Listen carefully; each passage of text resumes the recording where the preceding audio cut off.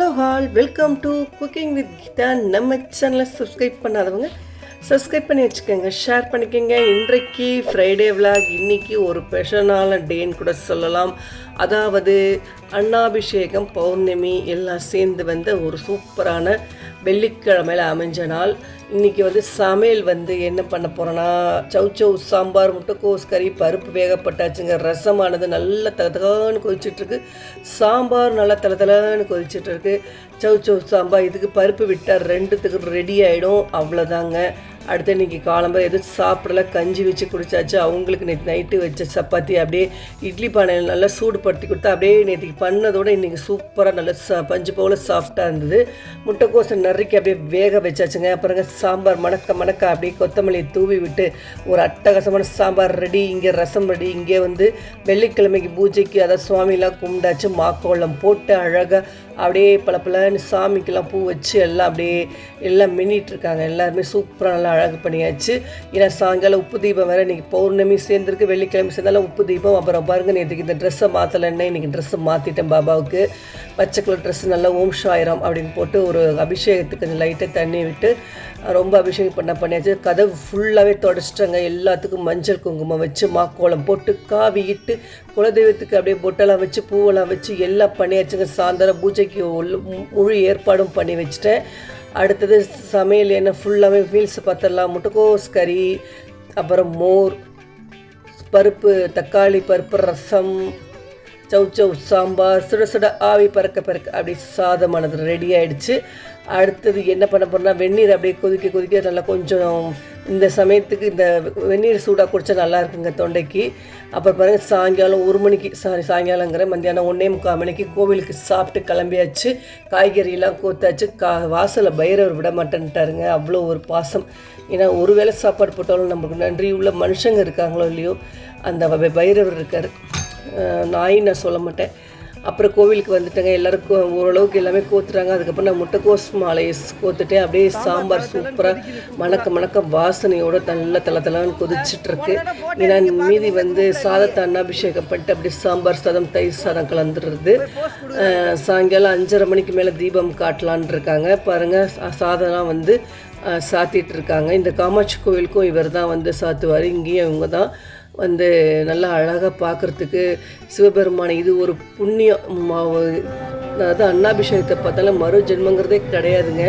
காய்கறியெல்லாம் கோத்து அலங்காரம்லாம் பண்ணி இந்த முட்டைக்கோஸ் மாலை நான் தாங்க கோத்தேன். எனக்கு ரொம்ப ஒரு சந்தோஷம். என்னென்னா எல்லாருமே கோத்துட்டாங்களே, நம்ம என்னடா காய்கறி கோக்கவே இல்லைன்னு நினச்சிக்கும் இதாக இருந்தது. அப்புறம் பூனா அவங்க முட்டைக்கோசை நம்ம கோத்துடலாம் அப்படின்ட்டு சரினா ஓரளவுக்கு கட்டிட்டு அதுக்கப்புறம் மீதியை ஊசியில் கோத்துட்டு அப்படியே மாலையாக போடும்போது அப்படியே பூவில் கோத்த மாதிரியே இருந்ததுங்க. பார்க்கும்போது நல்லா சூப்பராக இருந்தது. வெண்டைக்காய் மேலேயும் மாலை மேலே போட்டு முள்ளங்கி அப்புறம் புடலங்காய் எல்லாத்தையுமே கோத்து அப்படியே மாலையாக சூப்பராக பார்க்கவே அப்படியே சிவபெருமான் என்னமா இருக்கா தெரியுமா, கண்கொள்ளாத காட்சிங்க வாழ்க்கையில். அப்படியே லைட்டை வேறு கரண்ட் போயிடுச்சுங்க. நடுவில் லைட்டை ஆஃப் பண்ணி பார்த்தோன்னே அந்த ஜோதிக்கும் அதுக்கும் என்னமா திரும்ப இருந்தது. அந்த ஜோதி நான் தாங்க ஏற்றி வச்சேன். எனக்கு இந்த பாக்கியம் இன்றைக்கி கிடச்சிது. ரொம்ப நாள் வரைக்கும் நல்லா சேவை பண்ணிட்டு தான் இருந்தேன். இப்போ நடுவில் செய்ய முடியல, விட்டுட்டேன். கொஞ்சம் இந்த ஆப்ரேஷன் பண்ணாலும் சுத்தமாக விட்டு போச்சு. பாருங்கள், மழை பேஞ்சு என்னமா கிடக்கு பாருங்கள்.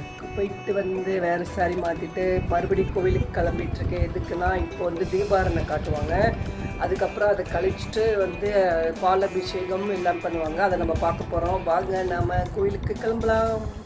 இந்தாச்சுங்க, அப்படியே உத்திராட்ச செடியை பாருங்கள், அப்படியே நல்லா வளர்ந்துருக்கு பச்சை பசேன்னு. மழை பெய்யறதுக்கு அதுக்கும் பார்க்கவே அப்படி ஒரு பிரகாசமான ஒரு காட்சி.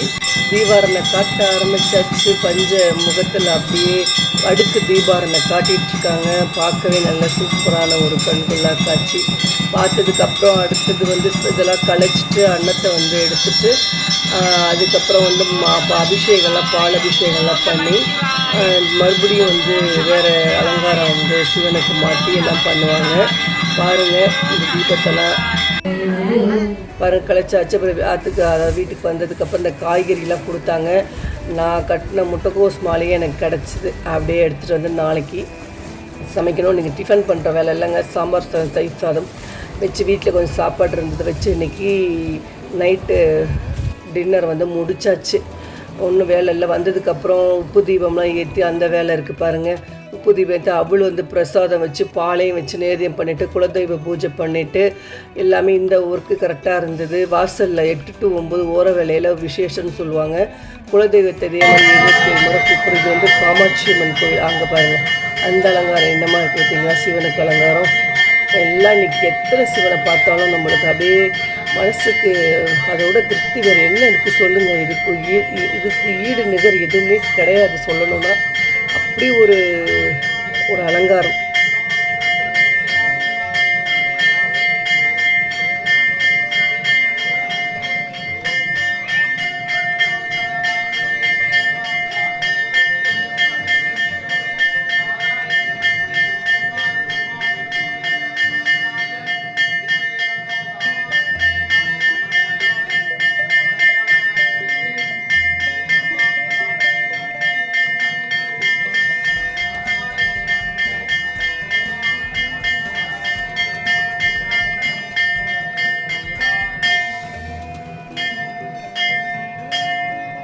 இவன் பண்ணாட்டி வீடு கலவரமாக இருக்கிறதுல ஒன்றும் குறைச்சலாக இருக்க முடியாதுங்க. என்ன பண்ணுறது சரின்ட்டு பாத்திரங்கள்லாம் கிடக்கு. மத்தியானம் தேய்ச்சாலும் இப்போ ஒழிச்சு போட்டதெல்லாம் அவ்வளோ பாத்திரம் இருக்குது. அடுப்பெலாம் தொடச்சி க்ளீன் பண்ணணும் பாருங்கள். அடுப்பை தொடச்சி பாத்திரம் தேய்ச்சி பொம்பளை ஜீரகத்தண்ணி பாதாம் பருப்பு ஊற வச்சுட்டு அப்படியே இம்யூனிட்டி பால் அப்படியே போட்டாச்சு. அவங்களுக்கு கொஞ்சம் சளி பிடிச்சிருந்தது.